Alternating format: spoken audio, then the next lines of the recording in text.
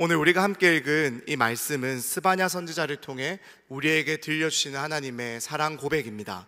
특별히 17절 말씀에, 우리가 아까 함께 읽었던 이 17절 말씀에 표현된 이 하나님의 모습은요, 마치 너무나도 오랫동안 이 마음속으로 품어왔던 그 사랑을 고백하고, 그 사랑을 고백했을 때 그 대상이 내 사랑의 고백을 받아주어서 바로 그때 그 참을 수 없는 기쁨과 그 행복과 즐거움으로 마치 사랑이 전부인 것 같은 그러한 모습을 하나님께서 우리에게 보여주고 계십니다. 우리 17절 말씀을요, 한 번 더 그러한 마음으로 우리 그러한 17절 말씀을 한 번 더 읽어보기를 원합니다. 17절 말씀입니다. 너의 하나님 여호와가 너의 가운데에 계시니 그는 구원을 베푸실 전능자이시라. 그가 너로 말미암아 기쁨을 이기지 못하시며 너를 잠잠히 사랑하시며 너로 말미암아 즐거이 부르며 기뻐하시리라 하리라. 하나님은요, 당신이 너무나도 사랑하는 우리 때문에 우리를 사랑하는 그 사랑으로 인해서 이 기쁨을 이기지 못하겠다라고 오늘 말씀하고 계십니다. 또 하나님은요, 우리를 잠잠히 사랑하시겠다라고 말씀하세요. 근데 이 구절은 이 잠잠하다라는 이 단어를 번역하기가 조금 어려운 구절로 손에 꼽힙니다. 하지만 성경을 연구하는 학자들은요, 하나님께서 당신의 사랑으로 당신의 그 사랑을 받고 있는 대상인 우리를 새롭게 변화시켜 주시겠다라는 뜻으로 해석하곤 합니다. 사람이 이 사랑을 받으면 어떠하죠? 사람이 사랑을 받으면 이 표정부터 바뀌게 되어 있잖아요. 자신감도 생기고 자존감도 올라갑니다. 마치 그런 것처럼 이 하나님께서 우리를 사랑하시기에 그 하나님의 사랑을 받는 우리는요, 그 하나님의 사랑으로 말미암아서 우리의 삶이 그렇게 새롭게 변화되어 가기 시작한다라는 겁니다. 그리고 이 새로움은 더 이상 우리가 죄 가운데 머물러 있는 것이 아니라, 그래서 죄로 더럽혀진 인생이 아니라 더는 정죄함이 없는 그러한 새로움을 의미합니다. 그러니 우리를 향한 이 하나님의 사랑은요, 우리를 질적으로, 우리의 존재를 질적으로 변화시키는 그러한 하나님의 사랑이다라는 것입니다. 또한 하나님은 우리를 너무나도 사랑하셔서요, 그러한 우리를 향해서 사랑의 노래를 그치지 않겠다라고 말씀하십니다. 우리를 너무나도 사랑하셔서 날마다 당신의 입에서 노래가 끊어지지 않는다라고 말씀하고 계세요. 마치 데이트를 준비하고 가는 길에, 이 데이트를 해보신 분들은 자기도 모르게 입에서 콧노래가 흥얼거리고 막 노래가 나오는 것을 경험해 본 적이 있지 않으십니까? 바로 그러한 모습이 우리 하나님이 고백하고 있는 모습이다라는 것입니다. 그러니 이러한 하나님의 모습을요, 우리가 다 종합해서 한번 살펴보면은 누가 더 사랑하고 있는 것처럼 느껴지십니까? 누가 더 큰 사랑으로 사랑을 베풀고 있다라고 느껴지십니까? 누가 봐도요, 누가 봐도 우리가 아니라 하나님이 우리를 향해서 너무나도 크신 그 사랑으로 찾아오고 있다라는 사실입니다. 하나님께서는 우리를 너무나도 사랑하셔서 우리를 향해서 당신의 그 사랑을 도저히 참지 못하고 감추지 못하고 쏟아붓고 계신 모습이 바로 오늘 이 본문 17절에 나타나고 있는 하나님의 모습입니다. 만일 우리가요, 우리 주변에 이제 사람들, 친구들이, 아니 가장 내 친한 친구가 그 여자친구나 남자친구에게 이러한 사랑을 받고 있는 모습을 보고 있다면요, 우리는 어떠한 생각이 들 것 같습니까? 도대체 내 친구가 어떠한 매력이 있길래 나는 아무리 찾아봐도 저만큼 사랑할 수 있다라고 고백할 수 있는 매력이 없는데 도대체 내가 모르는 어떠한 매력이 있길래 저렇게까지 사랑을 표현할까라는 생각이 자연스럽게 들지 않겠습니까? 그런데 저는 이 말씀을 준비하며 또 묵상하면서요, 이 말씀을 읽어 내려가면서요, 이 하나님의 사랑 고백을 받고 있는 제 자신에게 물어볼 수밖에 없었어요. 하나님, 저를 이렇게 사랑해 주신다라고 말씀하여 주시니 너무 감사한데요, 그런데 과연 제가 이렇게까지 사랑받을 사람이 맞습니까? 라는 질문을 던질 수밖에 없었다라는 거예요. 하나님 보시기에 정말로 제가 이렇게 고백을 받을 만큼 제가 매력적인가요? 제가 이러한 사랑을 받을 만큼 정말로 그러한 사람이 맞습니까?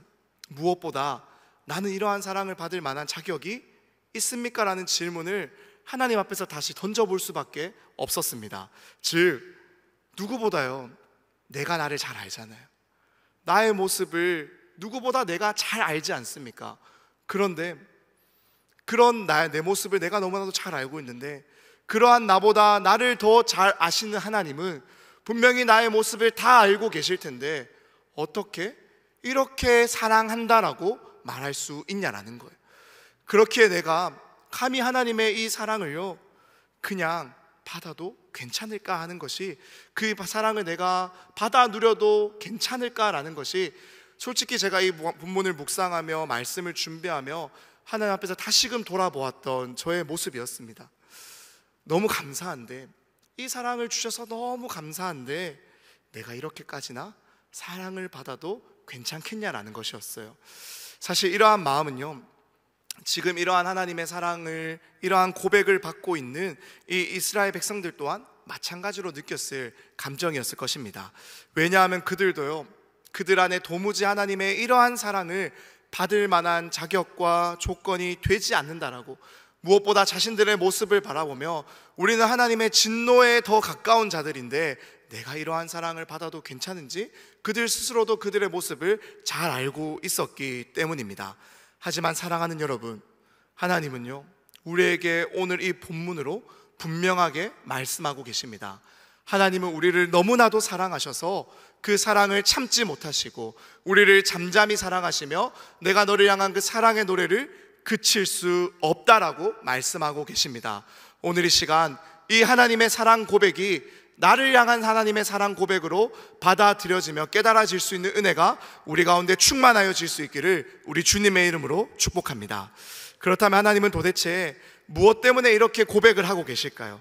사실 이 하나님의 사랑 고백을 전달하고 있는 이 스바냐라는 선지자가 활동하고 있던 시기에는요, 사실 그들의 모습이 그리 사랑스럽지만은 않았습니다. 왜냐하면요, 이 남유다 안에 아무리 둘러보아도 하나님의 사랑할 만한 구석이 그들에게서 발견될 수가 없었기 때문이에요. 오히려 하나님이 미워하시는 우상과 하나님이 미워하시는 그 우상을 숭배하는 것들로 가득 차 있었던 시대가 바로 이 스바냐 선지자가 하나님의 이 사랑 고백을 전하고 있었던 시대였습니다. 스바냐 1장 1절은요 그가 활동하던 시대와 그가 어떠한 사람인지를 우리에게 이렇게 들려주고 있어요. 우리 1절의 말씀을 화면을 보시면 함께 읽어보기를 원합니다. 1절입니다. 아몬의 아들 유다 왕 요시야의 시대에 스바냐에게 임한 여호와의 말씀이라. 스바냐는 히스기야의 현손이요 아마랴의 증손이요 그다라의 손자요 구시의 아들이었더라. 스바냐는요 이 요시야라는 왕이 왕으로 다스릴 때 활동했던 선지자입니다. 그리고 그는 이 남유다의 또 다른 왕이었던 이 히스기야라는 왕의 자손입니다. 그러니 왕족이죠. 스바냐가 활동했을 때 이 남유다의 왕이었던 이 요시야라는 왕은요 8살 때 왕위에 오르게 되었습니다. 그가 이 8살의 나이에 왕의 자리에 오를 수밖에 없었던 이유는요 그의 아버지인 아몬이 암살을 당했기 때문입니다.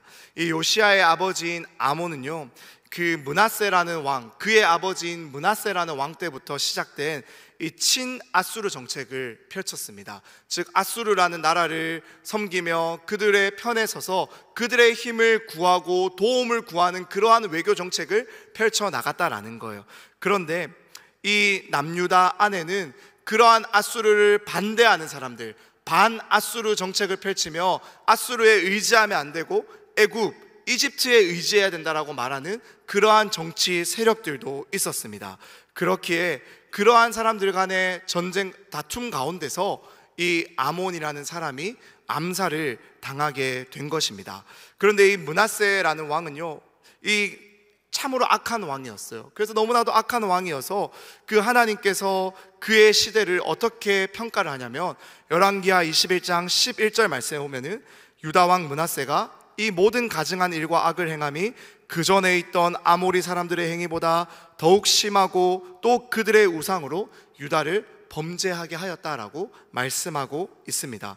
그래서 이후에 하나님께서 이 남유다를 심판하시겠다라고 말씀하실 때요 누구의 죄 때문에라고 말씀하시냐면은 이 열왕기하 24장 2절과 3절 말씀에 보면은요 이 3절 말씀에 이 일이 유다의 임함은 곧 여호와의 말씀대로 그들을 자기 앞에서 물리치고자 하심이니 이는 므낫세에 지은 모든 죄 때문이다라고 이야기를 하세요. 즉 이방 민족을 통해서 하나님은 이 남유다를 벌하시려고 하는데, 그러한 일이 왜 일어나게 되었냐? 이 유다 안에 모든 우상과 악한 일을 들여오고 행했던 그 어떠한 왕보다 가장 악했던 이 므낫세라는 왕 때문에 그렇다라고 말씀을 하고 계십니다. 그럼에도 불구하고요, 이러한 경고를 들었음에도 불구하고 므낫세도 또 그의 아들 아몬도 그러한 모습에서 돌아서지 않습니다. 하나님을 의지하지 않는 거예요. 그들은 눈에 보이는 강대국인 앗수르의 힘을 의지하고요, 또한 그들의 우상을 숭배하며 그들의 도움과 그들의 힘을 구했다라는 사실입니다. 그래서 그러한 상황 가운데서 여러 가지 정치적으로 혼란한 가운데 이 아몬이 암살을 당하게 되었습니다. 열왕기하 21장 20절의 말씀입니다. 아몬이 그의 아버지 므낫세의 행한 같이 여호와 보시기에 악을 행하되 그의 아버지가 행한 모든 길로 행하여 그의 아버지가 섬기던 우상을 섬겨 그것들에게 경배하고 그의 조상들의 하나님 여호와를 버리고 그 길로 행하지 아니하더니 그의 신복들이 그에게 반역하여 왕을 궁중에서 죽이매. 그래서 이렇게 아몬이 암살당하게 되었습니다. 그리고 이 반역은 곧 진압이 되지만 그 결과로 8살이었던 요시야가 왕위에 오르게 되었다라는 사실입니다. 사실 8살이 왕의 자리에 오른다라고 해서 어떠한 정책을 펼치고 나라를 어떻게 안정시킬 수가 있겠습니까? 그러니 이 요시야가 왕위에 처음 올랐을 때에는요, 계속해서 이 그들의 아버지 때, 할아버지 때부터 이어져 왔던 우상 숭배가 끊임없는 그러한 여러 가지 악한 일들이요 이어져 내려오고 있었다라는 사실입니다. 바로 그때 활동했던 선지자가요, 바로 이 스바냐라는 선지자입니다. 그리고 앞서 살펴보았던 것처럼 이 스바냐는요, 남유다의 왕이었던 이 히스기야의 자손으로서 므낫세가 이 히스기야의 아들이기 때문에 므낫세, 아몬, 그리고 지금 왕위에 있는 이 요시야까지 다 자기의 친족들입니다. 그리고 누구보다 이 유다 왕궁 안에서 일어나고 있는 이 악한 일을요 가장 가까이서 지켜보았던 사람이 바로 이 스바냐라는 사람이었을 것입니다. 그러니 그는 이 문제가 얼마나 심각한 문제인지를 너무나도 잘 알고 있었을 거예요.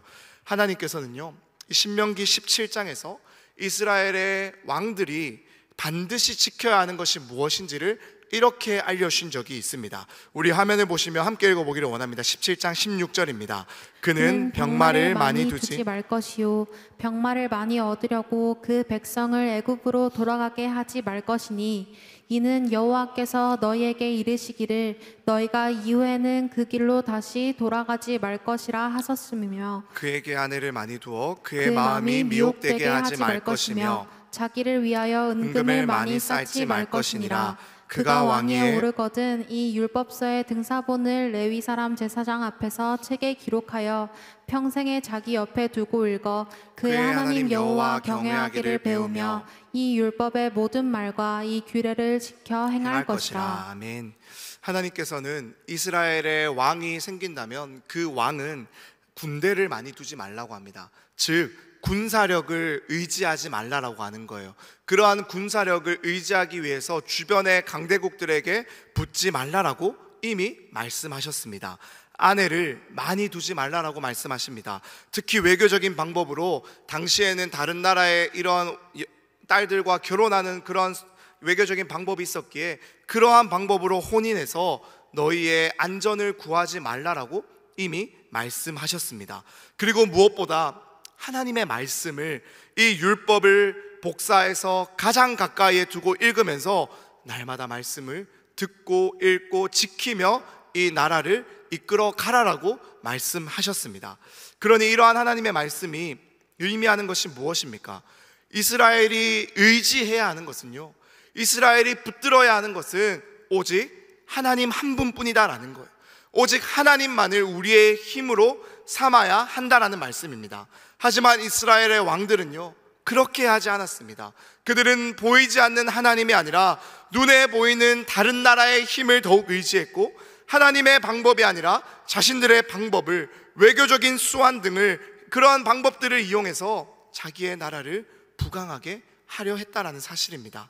하나님의 말씀을요, 하나님의 말씀을 늘 가까이에 두고 읽고 그것을 지키며 살아왔다면 그들은 하나님의 말씀 가운데서 어떻게 해야 될지 지혜를 구할 수 있었을 것이고, 하나님의 말씀 가운데 다시 돌아가 회개하며 돌아올 수 있었을 것입니다. 하지만 하나님의 말씀을 그들이 가까이 하지 않았다라는 거예요. 그 결과 이 하나님의 말씀이 이 왕 옆에 가장 가까이에 두었어야 했지만, 이 요시야 시대 때요, 성전 깊숙한 곳에 버려져 있었던 말씀을 발견하게 되는 일이 일어났다라는 사실입니다. 그러니 하나님께 버려지는 것은요, 이 말씀을 버렸던, 말씀대로 행하지 않았던 이스라엘이 되었다라는 사실입니다. 스바냐는 가장 가까이서 이러한 비극을 지켜보았어요. 그래서 하나님은 스바냐에게 찾아오셔서 이 선지자의 사명을 주시고 이렇게 말씀하십니다. 여호와께서 이르시되 내가 땅 위에서 모든 것을 진멸하리라. 여호와를 배반하고 따르지 아니한 자들과 여호와를 찾지도 아니하며 구하지도 아니한 자들을 멸절하리라. 주 여호와 앞에서 잠잠할지어다. 이는 여호와의 날이 가까웠으므로 여호와께서 희생을 준비하고 그가 청할 자들을 구별하셨음이니라. 즉 하나님께서는 더 이상 참지 아니하시고 나의 날에, 내가 그날에, 나의 그날에 너희를 심판하시겠다라고 스바냐를 통해서 선포하게 하십니다. 그러니 이 하나님의 심판 앞에서요, 피할 수 있는 이 땅의 사람들은 아무도 없다라는 거예요. 그래서 이어서 스바냐는요 2장을 시작하며 이렇게 우리에게 선포하고 있습니다. 우리 2장 1절에서 3절까지의 말씀도 함께 읽어보겠습니다. 수치를 모르는 백성아, 모일지어다 모일지어다. 명령이 시행되어 날이 겨같이 지나가기 전, 여호와의 진노가 너희에게 내리기 전, 여호와의 분노의 날이 너희에게 이르기 전에 그리할지어다. 여호와의 규례를 지키는 세상의 모든 겸손한 자들아, 너희는 여호와를 찾으며 공의와 겸손을 구하라. 너희가 혹시 여호와의 분노의 날에 숨김을 얻으리라. 하나님께서는 이미 당신을 알지 못하고 따르지 않고 온갖 악을 행하고 있는 이들을 향해서 심판하기로 작정을 하셨고, 이제는 그 명령이 속히 시행될 것이다 라고 말씀하십니다. 그러니 스바냐는요, 그 하나님의 명령이 임하기 전에 지금 이 말씀을 너희가 들었을 때 속히 하나님께로 돌이키라는 거예요. 늦었다고 생각하는 지금이 가장 빠를 때이니, 이 말씀이 너희의 귀에 들리게 되었다면 속히 하나님께로 도망쳐 피하고 하나님의 공의를 구하고 그 앞에 겸손하며 하나님의 은혜를 구하라라고 스바냐는 외치고 있었습니다. 그러하다면 혹 하나님의 그 은혜를 누리며 그 심판을 피하게 될지도 모른다라고 말하고 있는 거예요. 그러니 사랑하는 여러분, 이 여호와의 날이, 이 하나님의 날이 어떠한 날입니까? 하나님이 이스라엘을 찾아오시겠다라고 말씀하고 계시는 이 날이 어떠한 날입니까? 이 날은요, 심판의 날이에요. 이 날은 하나님 앞에서 악을 행하고 하나님의 말씀을 기억하지 않고 자기 뜻대로 행했던 악한 자들에게 하나님의 분노가, 진노가 쏟아지는 날입니다. 그렇기에 우리 주님이 이 땅에 다시 오시는 그날은요, 하나님을 믿지 않던 자들에게 재앙의 날입니다. 하나님을 의지하지 않던 자들에게 자신들이 의지하던 것이 아무런 소용이 없다라는 것, 소망이 없었다라는 것을 확인하게 되는 날입니다. 그러니 지금까지 내가 붙들어 이것으로 내가 잘 살아갈 수 있었다라고 생각했던 것이 나를 구원할 수 없구나라는 것을 확인케 되는 날이 하나님이 우리에게 오시는 그날입니다. 그러니 그날에 아무리 후회해봤자, 깨달아봤자 이미 늦었다라는 사실이에요. 그러니 우리가 언제 주님을 찾아야 합니까? 우리가 언제 주님께로 돌아가며 주님을 붙잡아야 합니까? 그날이 오기 전입니다. 그날이 아직 오기 전에, 그날이 아직 임하기 전에 바로 지금, 바로 오늘 우리는 여기서 하나님 앞으로 돌아가 하나님 앞에 엎드리며 하나님의 공의를, 하나님의 은혜를 구하며 하나님 앞에 겸손히 무릎 꿇고 엎드릴 수 있어야 합니다. 더는 세상의 많은 사람들처럼요, 하나님이 없다고 말하는 것이 아니라, 하나님 두려운 줄 모르고 살아가는 것이 아니라, 하나님의 심판의 날이 이르기 전에, 이 하나님의 심판의 날이 있다라는 이 말씀이 우리에게 들린 이 날에 우리는 바로 하나님께로 돌이킬 수 있어야 합니다. 이것이 바로 여호와 앞에서 겸손한 자들의 모습이에요. 겸손은 다른 어떠한 것이 아니라 누가 나보다 크신 분인지를 알고 그 사람 앞에 엎드릴 수 있는 것이 겸손의 모습인 줄로 믿습니다. 하나님 앞에서 겸손한 사람들은요, 하나님의 크심을 알고 자기의 작음을 인정하는 자들입니다. 또한 하나님 앞에서 겸손한 자들은요, 세상보다 하나님이 더 크심을 아는 자들입니다. 그래서 그 세상보다 크신 하나님, 그 세상보다 크신 하나님이 누구신지를 알기 때문에 세상에 무릎 꿇는 것이 아니라 세상보다 크신 하나님 앞에 나아가 무릎 꿇고 살아가는 자들이 겸손한 자들인 줄로 믿습니다. 사랑하는 여러분, 이 하나님 앞에 겸손한 자들이 바로 우리가 될 수 있기를 간절히 소망합니다. 그래서 세상이 아니라, 그 세상이 아니라 세상보다 크신 하나님 앞에 나아가 무릎 꿇으며 살아갈 수 있는 여기에 모인 우리 모두가 될 수 있기를 우리 주님의 이름으로 축복합니다. 사랑하는 여러분, 우리 하나님은요, 지금도 이러한 사람을 찾고 계세요. 우리 하나님은요, 지금도 세상에 무릎 꿇는 사람들이 아니라 하나님 앞에 무릎 꿇는 그 한 사람을 찾고 계신 줄로 믿습니다. 물론 세상에 무릎 꿇지 않고 이 하나님께 무릎을 꿇으며 살아가는 삶이요, 결코 쉬운 삶이 아님을 너무나도 잘 압니다. 세상은 자신들에게 무릎 꿇지 않는 이 믿음의 사람들을요, 결코 가만히 내버려 두지 않기 때문이에요. 어떠한 수단과 방법을 사용해서 우리가 세상의 가치와 그 세상의 방법 앞에, 그러한 힘과 논리 앞에 무릎 꿇게 만들려 합니다. 세상의 가치관대로 살아가도록, 세상 사람들이 다 말하는 성공의 길을 쫓아 살아가도록, 세상이 말하는 기쁨과 행복이, 즐거움이 전부인 것처럼 생각하며 살아가도록, 마치 그 기준에서 벗어나 살아가면 내 인생이 실패하고 뒤처지고 틀린 것처럼, 마치 큰일이라도 날 것처럼 우리의 마음을 날마다 뒤흔들고 우리의 마음 가운데 찾아와 우리를 어렵게 한다라는 거예요. 그러한 시험이 6일간을 살아가는 우리의 삶의 자리에서 끊이지 않고 일어나고 있다는 사실을 너무나도 잘 압니다. 또한 이 세상을 살아가면서 우리가 바라보면요, 하나님을 믿지 않는 악인들이, 그러한 이기적인 사람들이, 그러한 악한 사람들이 너무나도 잘 살아가는 것도 우리가 보게 됩니다. 그래서 그러한 세상 가운데서 나 혼자 믿음으로 살아가는 것 같고, 나 혼자 믿음을 지키며 바보같이 살아가는 것처럼 느껴질 때가 너무나도 많고, 이 믿음으로 살아가는 것이 너무나도 막연하고 뜬구름 잡는 이야기처럼 느껴질 때가 너무나도 많다라는 사실도 너무나도 잘 알고 있어요. 그래서 무너지고 쓰러지고, 그 무너지고 쓰러진 나를 찾아오는 죄책과 정죄함 가운데 나는 또 하나님 앞에 나아갈 수 있는 사람이 아니라고 말하며 스스로를 비난하고 스스로를 무너뜨리며 계속해서 넘어져 있는 우리의 모습도 있다라는 사실도 너무나도 잘 알고 있습니다. 하지만 사랑하는 여러분, 우리 하나님은요, 우리 하나님은 그러한 우리의 모습을 나보다도 더 잘 알고 계세요. 그리고 무엇보다 우리 하나님은요, 그렇게 쓰러져 있고 넘어져 있고 무너져 있는 내 옆에서 나와 함께 하고 계신 분이십니다. 그래서 그 하나님은 우리에게 찾아오셔서 괜찮다라고 말씀하세요. 다시 일어나자라고 말씀하십니다. 어떨 때는요, 내가 다시 일어나기를 묵묵히 뒤에서 지켜 바라보고 계실 때도 있습니다. 사실 저도 그러한 때가 많았기 때문에 그러한 때를 말씀을 준비하며 돌아보았을 때, 그러한 내 마음이 어땠을까를 돌아보았을 때 사실 괜찮지가 않더라고요. 날마다 하나님이 찾아오셔서 사랑한다라고 말씀하시는데, 괜찮다라고 말씀하시는데 반복해서 무너지고 쓰러지고 똑같은 죄에 넘어지고 똑같은 시험에 걸려, 유혹에 걸려 넘어지는 내 모습을 내가 보았을 때 나는 괜찮지가 않은데, 나는 도무지 내가 괜찮지가 않은데 하나님은 자꾸 나에게 괜찮다라고 말씀하시니 그것조차 부담처럼 느껴질 때가 너무나도 많았습니다. 하지만 사랑하는 여러분, 그러한 우리를 하나님은 알고 계시고 그러한 우리를 하나님은 너무나도 잘 알고 계시기에 찾아오셔서 오늘 본문의 17절의 말씀처럼 이렇게 말씀하시는 줄로 믿습니다. 우리 다시 한 번 더 17절의 말씀을 읽어보기를 원합니다. 너의 하나님 여호와가 너의 가운데에 계시니 그는 구원을 베푸신 전능자이시라.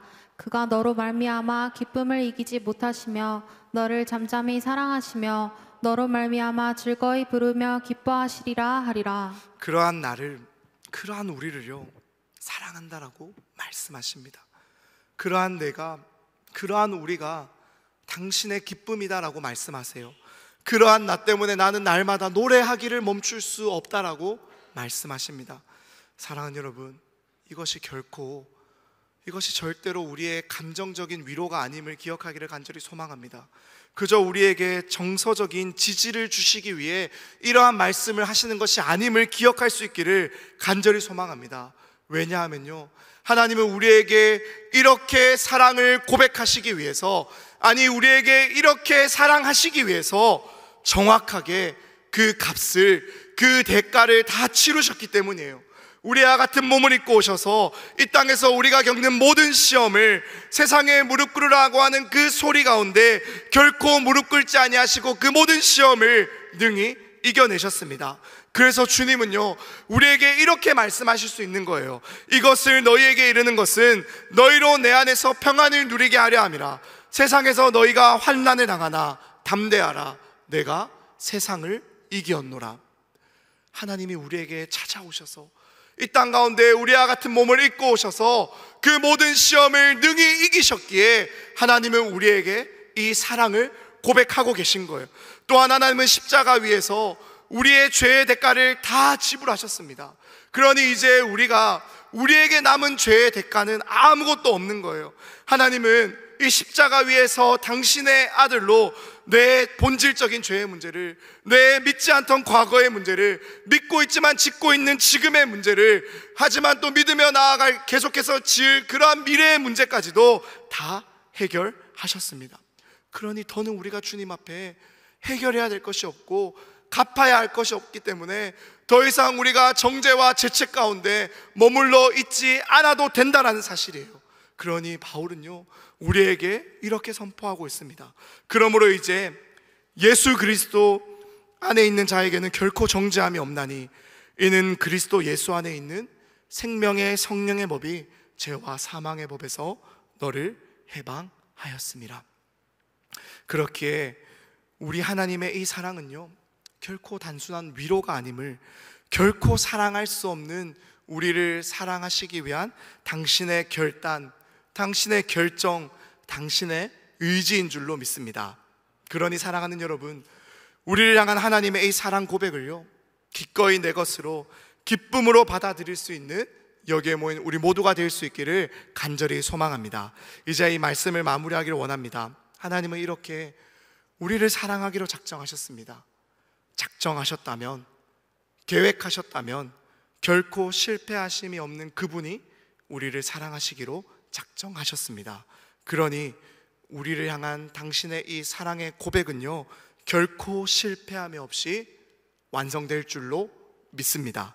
이 하나님의 사랑을 마음껏 누리며 이 하나님의 잠잠하신 사랑 안에서 날마다 우리를 새롭게 빚어가시는 은혜를 누릴 수 있게 되는, 그것을 기쁨으로 누리며 살아가는 여기에 모인 우리 모두가 될 수 있기를 우리 주님의 이름으로 축복합니다.